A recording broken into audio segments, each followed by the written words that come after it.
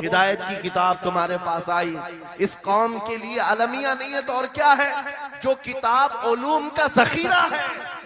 आज दुनिया उस किताब पर रिसर्च कर करके नए इल्म फनून हासिल कर रही है। उस किताब को तो हम मुर्दों पर पढ़ने के लिए रखे हैं।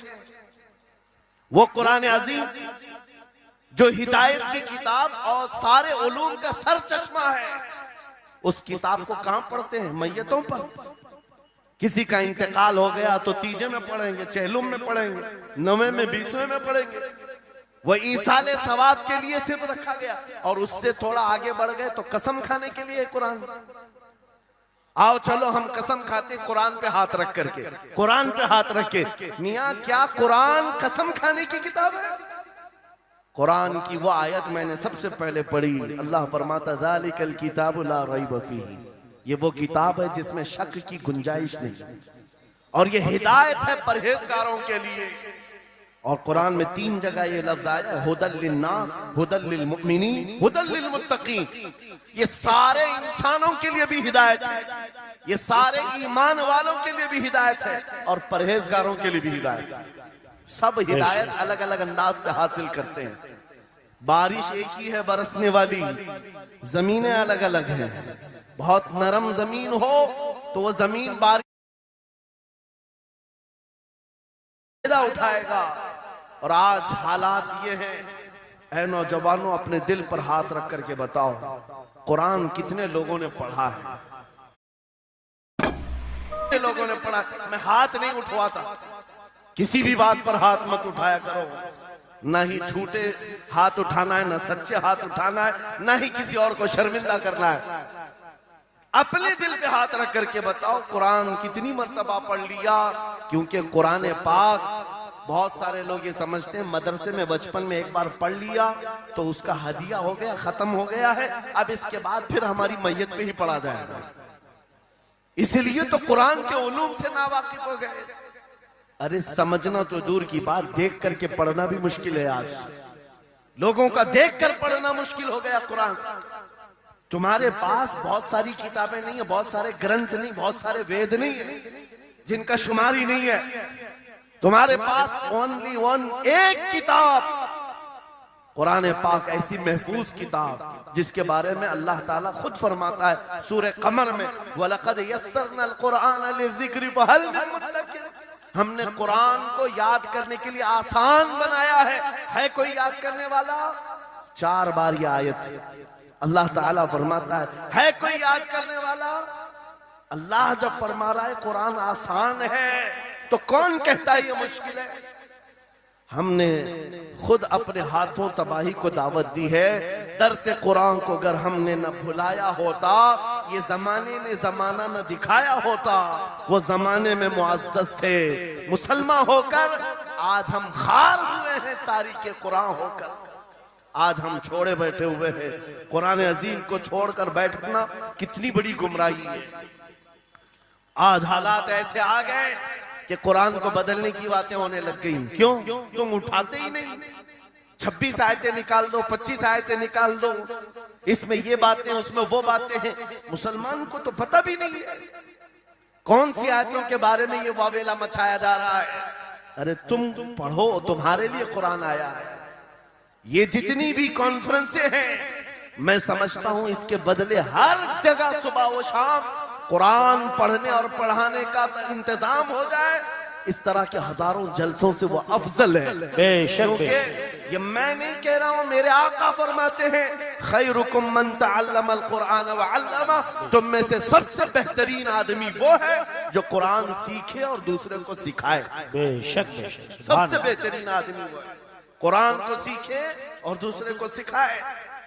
आज नौजवानों के अंदर एक बड़ी तादाद मुझे देखने को मिलती है, उनको छोटी छोटी सूरतें भी नहीं मालूम, कुरान देख करके पढ़ना भी नहीं आता। बचपन में हमारे माँ बाप ने हमको सीने से लगा करके कुरान मदरसा भेजने की आदत डाली थी, और जब स्कूल जाते थे तो बस्ता पीछे लगा के जाते थे।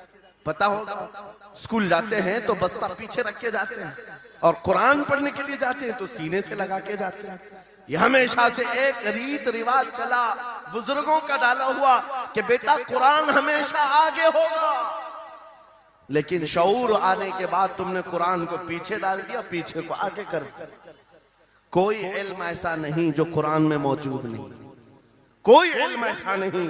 वला रतबिन वला याबिसिन इल्ला फी किताबिन मुबीन। मेरा मौला फरमाता है कोई खुश्की और तरी की बात ऐसी नहीं जो हमने कुरान में ना बयान की। वनज़्ज़लना अलैकल कुरान तिबयानन लिकुल्लि शै। रब फरमाता है हमने कुरान में हर चीज का वाज़ेह बयान उतारा है तुम पर। और सैयदना अब्दुल्लाह इब्न अब्बास मुफस्सिरीन के सरदार रसूल पाक सल्लल्लाहु तआला अलैहि वसल्लम के चचेरे भाई हजरत अब्दुल्लाह बिन अब्बास कहते हैं लौ ज़ाअली इक़ालु बईरिन लवजदतुहु फी किताबिल्लाह। कहते हैं अगर मेरे ऊंट की नकील की रस्सी भी गुम हो जाए मैं उसको किताबुल्लाह कुरान में ढूंढ लूंगा। क्या बात, वाह वाह वाह वाह। मैं उसको कुरान में ढूंढ लूंगा। उनके पास उलूम कुरान थे।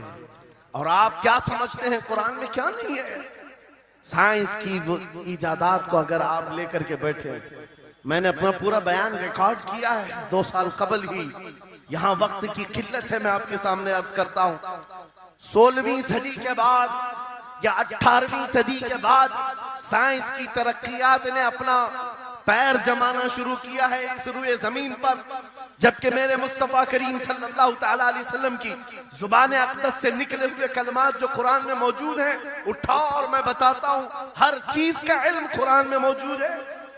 जब कोई सोनोग्राफी का इंतजाम नहीं था, ना सिटी स्कैन हो सकता था, ना एक्सरे का कोई इल्म किसी के पास था, उस वक्त कुरान कह रहा है एम्ब्रियोलॉजी के बारे में। क्या बात, एम्ब्रियोलॉजी क्या है? बच्चा पैदा होने की जो उसके नशो नुमा की जो मुद्दत होती है, किस तरह पेट में बच्चे की तख्लीक होती है। कुरान में मौला फरमाता है सुम्मा जअलनाहु नुतफतन फी क़रारिन मकीन सुम्मा खलक़ना नुतफत अलक़तन फ़खलक़ना अलक़त मुदग़तन फ़खलक़ना मुदग़त इज़ामन फ़कसौना इज़ाम लहमा सुम्मा अंशअनाहु खल्क़न आख़र फ़तबारकल्लाहु अहसनुल ख़ालिक़ीन। मौला फरमाता है हमने नुतफे से अलका बनाया। नुतफा क्या है?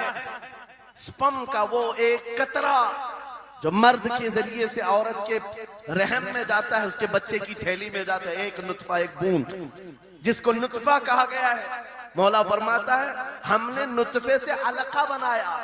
अलका किसको कहते हैं? साइंस में पढ़ने वाले अगर स्टूडेंट्स हो तो समझ जाएंगे।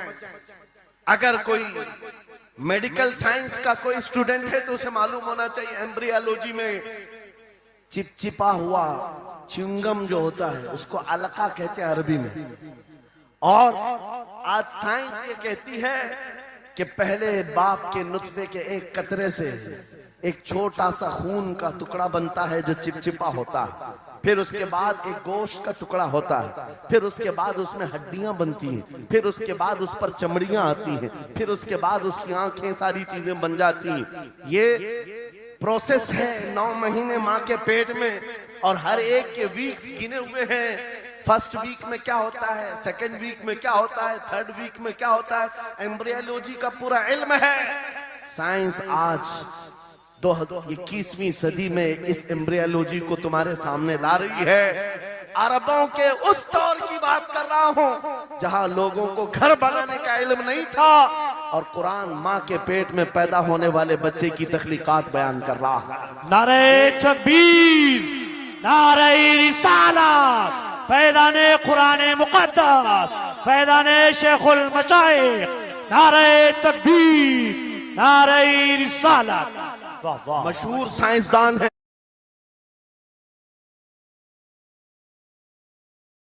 प्रेस नाम से, जिसने ये थ्योरी दुनिया को बताई कि अरदियात जमीन के अंदर जो वसात हो रही है। और उसके बाद उसने कहा था, फ्रैंक प्रेस नाम का अंग्रेज मौर्रिख और अंग्रेज साइंसदान ने कहता है जमीन जो है पानी के ऊपर है, और ऐसे ही पानी के ऊपर कोई चादर बिछा दी जाए तो कभी चादर इधर हो सकती, कभी उधर हो सकती है। इस चादर को मजबूत रखने के लिए इस पर पहाड़ों का होना बहुत जरूरी है। ये 19वीं सदी में फ्रैंक प्रेस कह रहा है।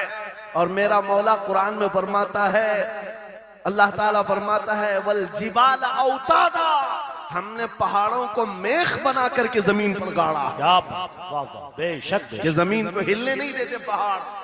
अरदियात का इल्म एस्ट्रोनॉमी के बारे में, एस्ट्रोलॉजी के बारे में